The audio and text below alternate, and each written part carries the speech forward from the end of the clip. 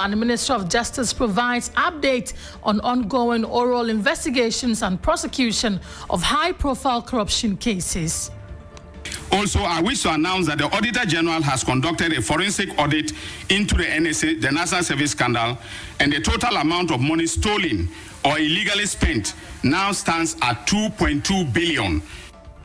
Later on in Parliament, Minority Leader Alexander Agyemang accuses government of collapsing the computerized school placement system, leading to the chaos that characterized the placement exercise this year. And calm returns to Gulumpe in the Kintampo North municipality following the imposition of a curfew by the Ministry of Interior to quell tension stemming from a protracted chieftaincy dispute. Details of these and more in the next 30 minutes. My name is Grace Hammoah Agyemang. Stay with us.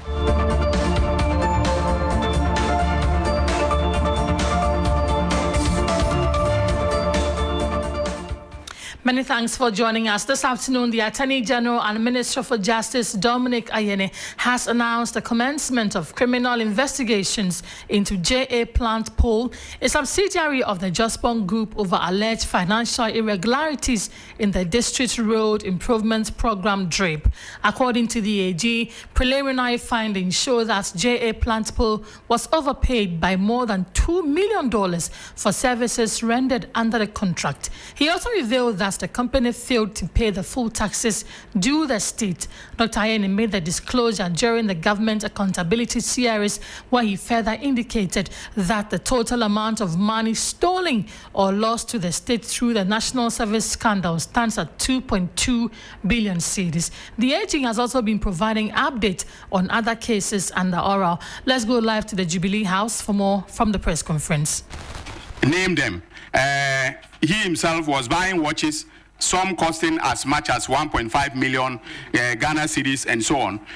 We have taken note of all of them. And so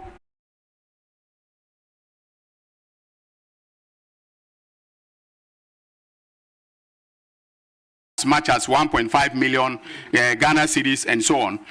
We have taken note of all of them. And so we've done the freezing, including those of the vehicles. So on account of the foregoing, we have decided to charge Mr. Hanan Abdul Wahab and his wife, Faiza Seydouwouni, with stealing, conspiracy to steal, causing financial loss to the state, using public office for profit, obtaining public property by false statements, and money laundering. The charges will be filed on Friday, and I have the charge sheet, the draft charge sheet, which I am reviewing here for everybody to see, so that nobody goes to say that I have indicted somebody and I don't have charges. I have my charges ready. From now onwards, when we are announcing the conclusion of investigations, we are either contemporaneously filing charges or we are filing them immediately thereafter. Okay, so this is what I have for you today. I hope that Ghanaians will bear with us to do an excellent job for this republic. The oral will work. Forget about those who are paying bloggers to blog that oral is failing. Oral is on course and will work for the good of the people of this country. We will exact accountability to the extent justifiable by law. As I said, I will not do anything outside the law for political expediency reasons. I won't. So thank you and God bless all of you.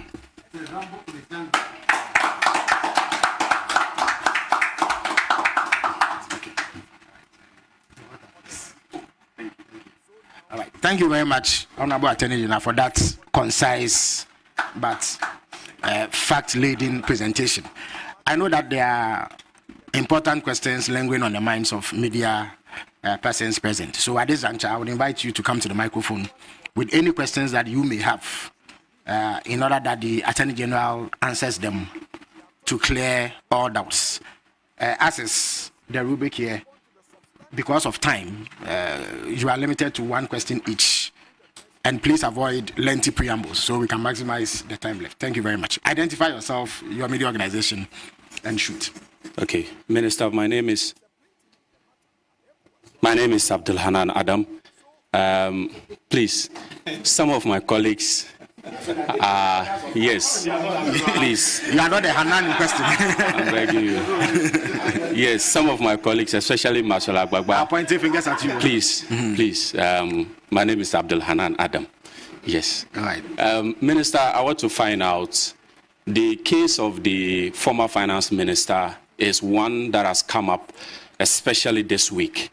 And the OSP has also issued a statement to that effect after your deputy granted interviews to that effect. What is the current state of that issue, and when should we expect you to officially put in a formal request for the former finance minister to be extradited to Ghana to face prosecution? And secondly, with the my namesake case,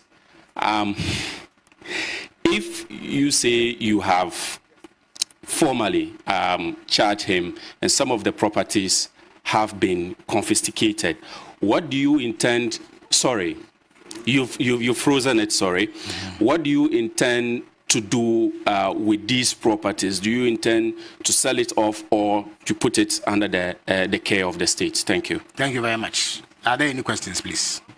These all those with questions should move towards the microphone.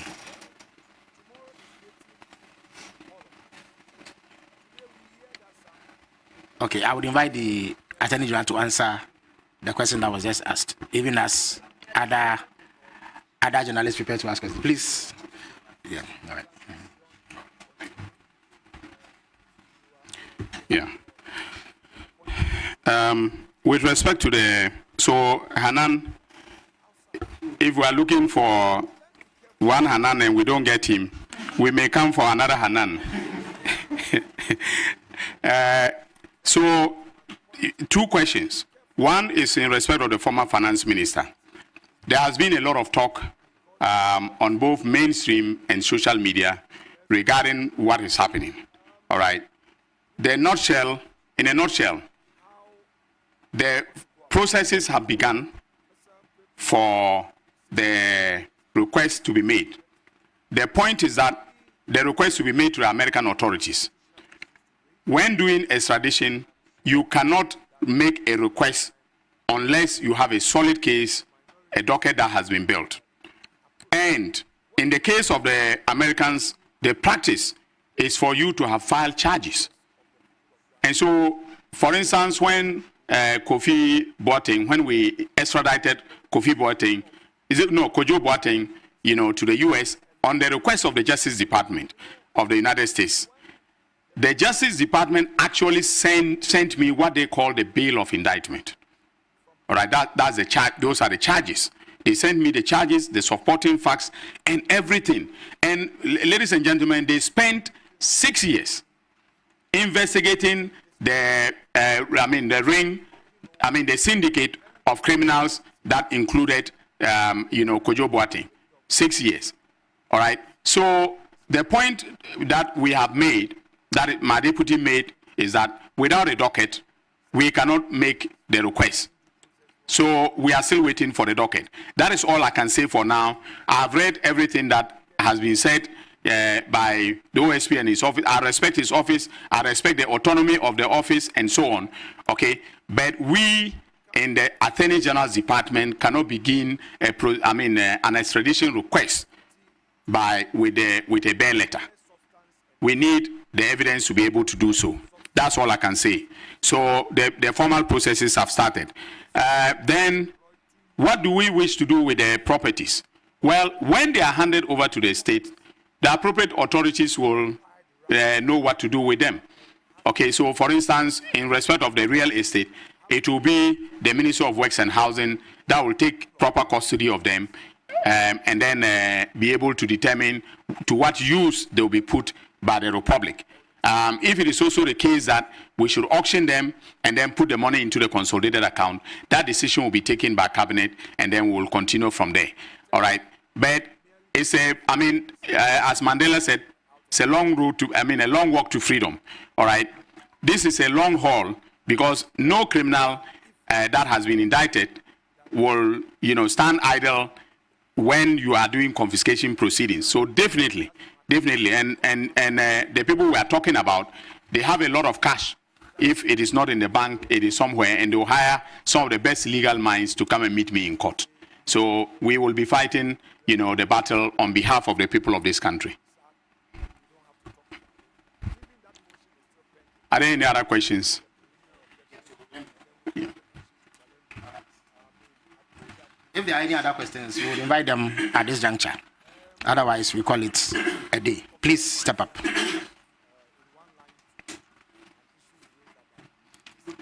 Yes. My name is Julius. I report for the Ghanaian Times. Mr. Minister, throughout the presentation, you keep calling on Ghanaians to be patient with you as you, in your words, painstakingly do some due diligence before you proceed to court. How do you feel when people say prosecutions are delaying? Thank you. Thank you very much. Hanan. Okay, Minister Hanan is back again. Minister, I also want to find out, you just announced that Hanan and his wife have been formally charged. I want to find out from you, the list of oral cases that you've mentioned, have they also been charged or yet to be charged? Thank you. I think he provided the answer in the brief, but for your benefit and those who may not have heard him, he will reiterate that point. Yes, Max, you can come to the microphone here.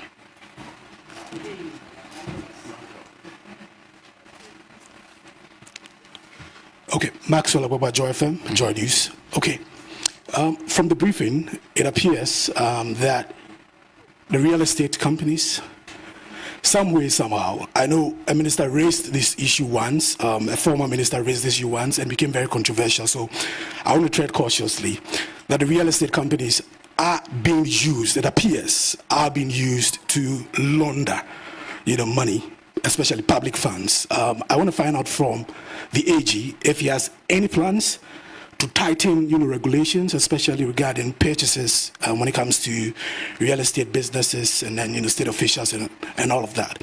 The second question is on the National Cathedral.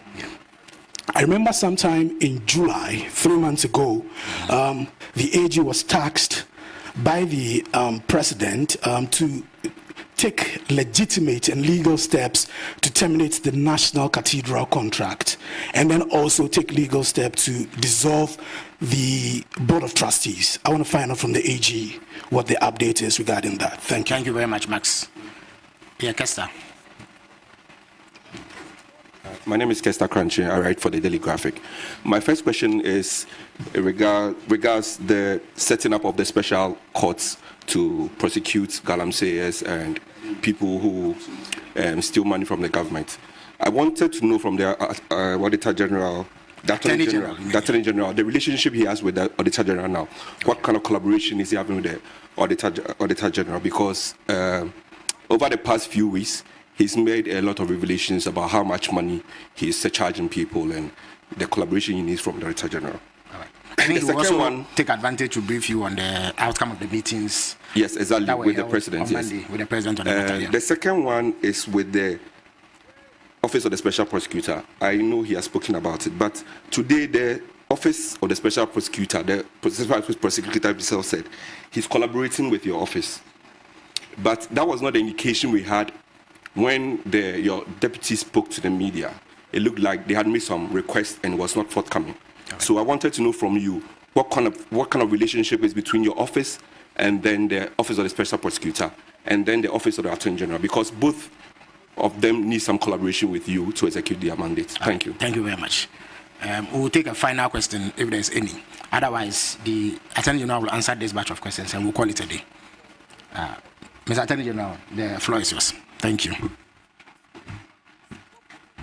Okay. Yeah, thank you very much for the questions.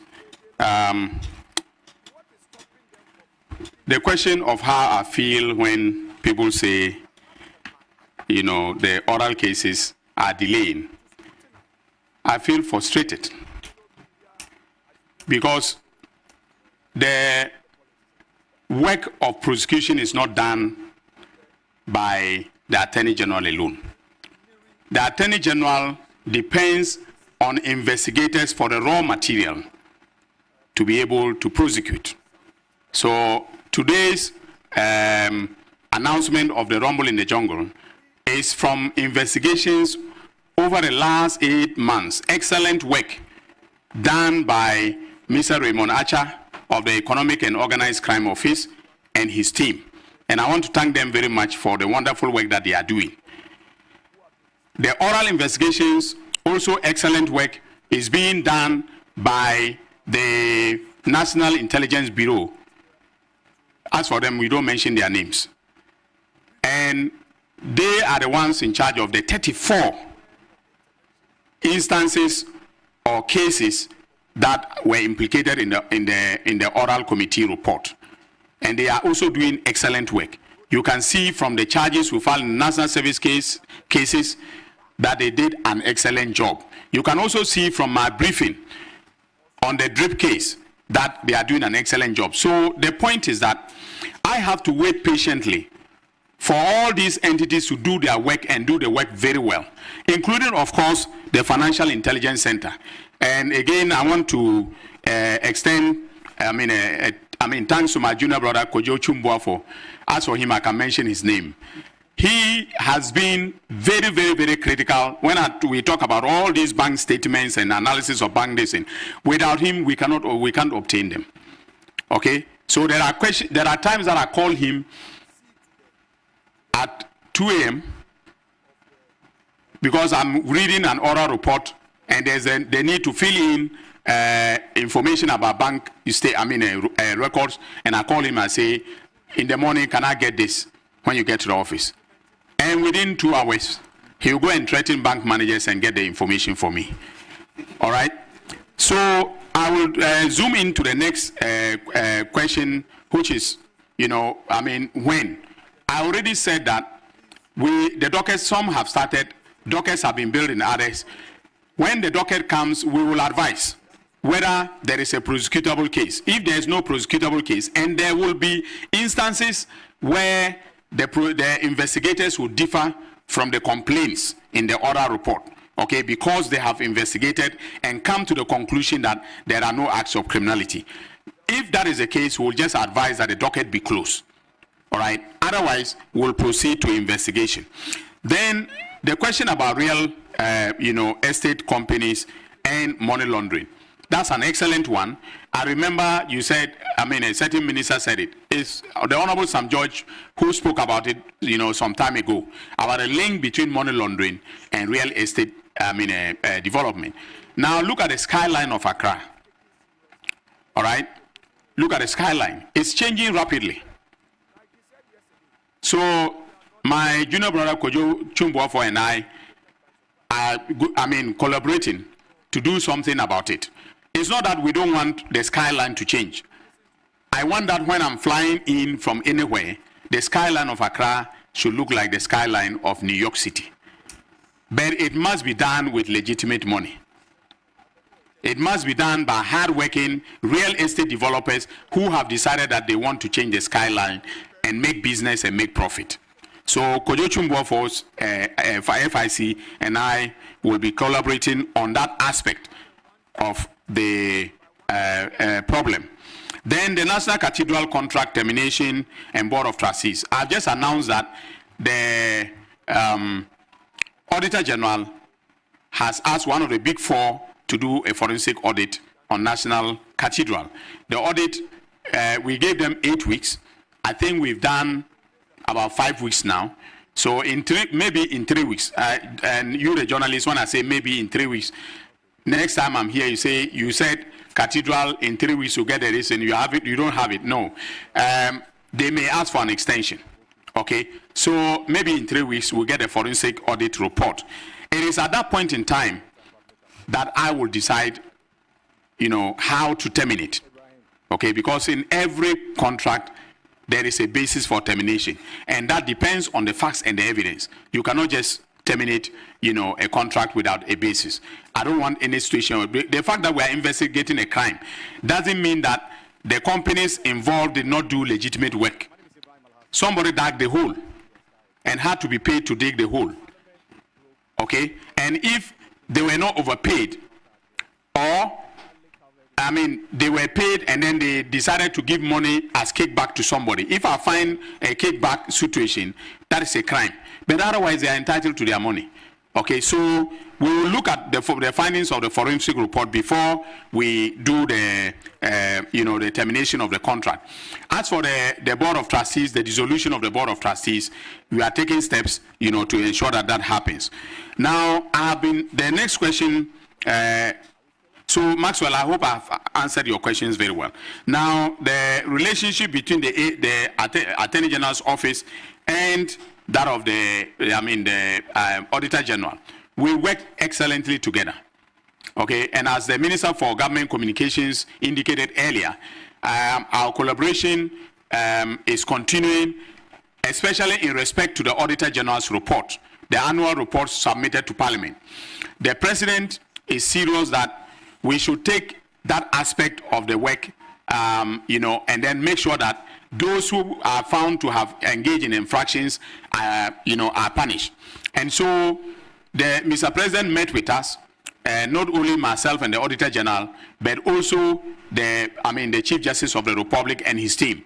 And the idea is for us to set up special courts that are designated and given the mandate to deal exclusively with matters raised in the Auditor General's report that border on criminality. And we are going to take a two-pronged approach, okay? One approach is criminal prosecution. The other is the exercise of the power of disallowance and surcharge under Article 187 of the Constitution. That power is granted to the Auditor General. The Auditor General can disallow an expenditure on the basis that the expenditure is illegal, unlawful, or or criminal, and then where it is criminal, refer the matter to me, or where it is simply a matter of civil law, impose a surcharge, disallow the expenditure and impose a surcharge. So we are going to adopt the two approaches and then make sure that we succeed in making the Auditor General report meaningful to Ghanaians. Then OSP says he is collaborating with my office. That is true. You've seen the exchanges. Yes, we are collaborating. All right. Maybe the pace of collaboration is not something that I have, that I am happy about, and I don't think that Ghanaians